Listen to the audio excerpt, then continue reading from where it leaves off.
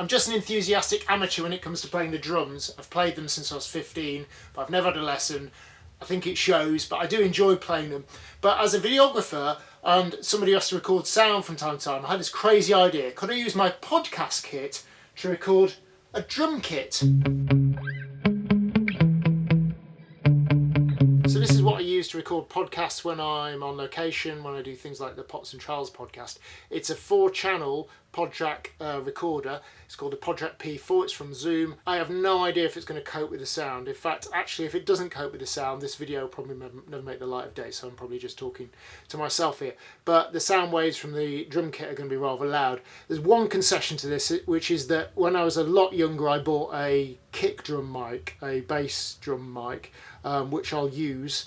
Other than that, I'm going to use an SM57, which I use for vocals when I'm recording podcasts. And then I've got a couple of very cheap Behringer SM58 copies. I forget the exact name of them. It's called an Ultra Voice XM8500, 8500. They were less than £20 each. So I've got two £20 mics, one £80 to £100 mic, the SM57, and then the kick drum mic, which I don't think was much more than the SM57. It's a PG52 if memory serves, but I'll double check that when I get it out of the bag.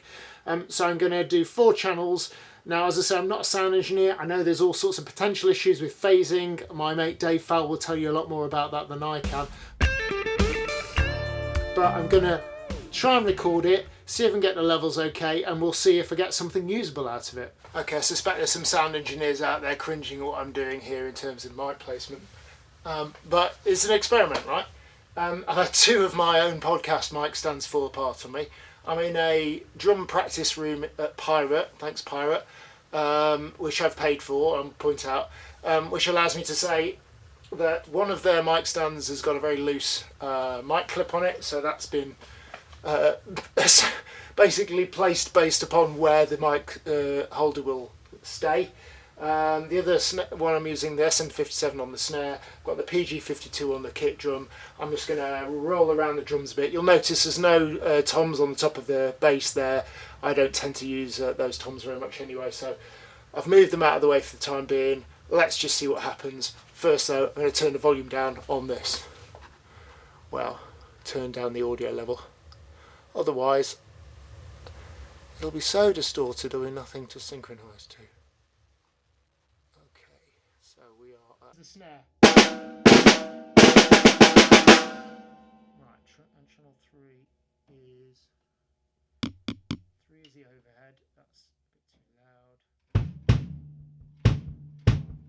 1 is the kick. Just turn that down a little bit. Snare. 3, the overhead is still too loud. Can't hear anything on 4 at the minute. Let's turn it up. That's better.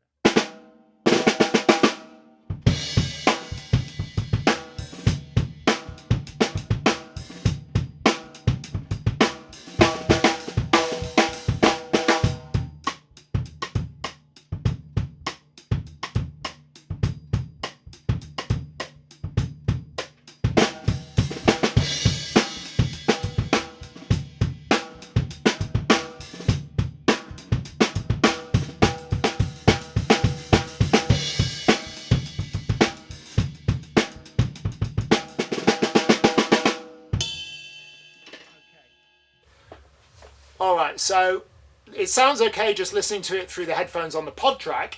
I don't know what a sound engineer would make of it, and probably just go, what have I got to do with this? But I think with a bit of gating and a bit of messing around, then actually that's not going to be too bad at all. What I am going to do is switch the overhead that I've got here on this side. I don't know if you can see it. Basically, it's just pointing roughly down at the rise cymbal, and the one that I've got on the floor here, which is kind of pointing roughly down, roughly up at the hi-hat and the cymbal on this side, and switch those over so that the overhead gets a bit more of the hi-hat and this crash cymbal, and the low tom and the ride are picked up by this one on the floor. I'm just going to switch those around and have another quick practice and try. So I've just switched those over. This mic stand is, I'm having to work. If I had a bit of tape, I'd probably tape it to stop it from kind of sagging, but it's you know, classic rehearsal room stuff. I'm going to give it another little practice and then what I might do is listen to some music and play along and see if I can record something. Oh, volume down on you or it's going to go wrong.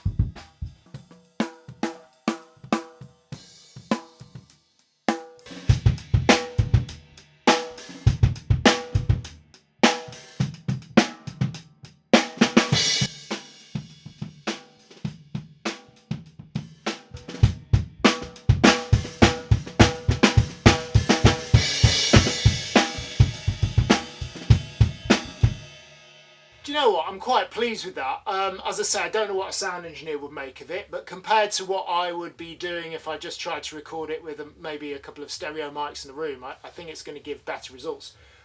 Is it better than using a MIDI plug-in and an electronic drum kit? I don't know, but it feels better to be playing a real drum kit. So, I don't know, I'll, yeah, maybe make those audio stems available for people to download and see what they think. But yeah, generally speaking, I think it's not bad.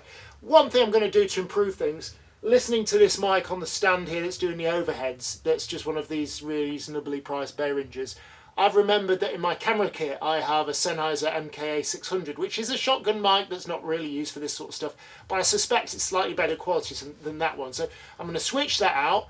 I'm going to try and do the overheads with that and see if it makes a slightly better result. I mean, my point is I'd had a quick listen back there and the crash sounded a bit like it wasn't very detailed. It just didn't sound very good, so I'm going to give it a try. Okay, so recording, this is now using a Sennheiser MKE600 shotgun mic as the overhead. It's obviously quite directional, so it's probably only going to pick up this crash. And also, yeah, it's phantom powered, so I had to turn the phantom power on the pod track. But hey, let's give it a go and yeah, see what happens.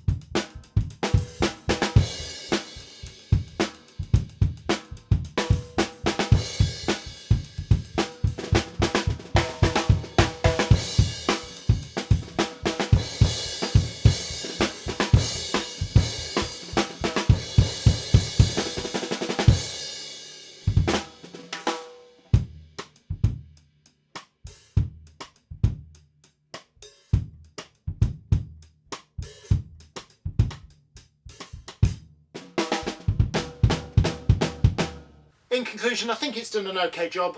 Proof will be in the kind of mixing, as it were.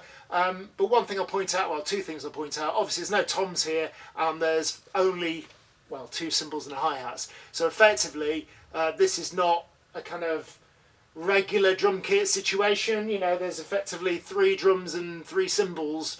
I would normally have a lot more cymbals on the go, at least 2 crashes and a splash. as well as the ride and the hi-hats. So realistically, can you do this? Maybe not. But anyway, I'm going to try it for a song and just see what happens.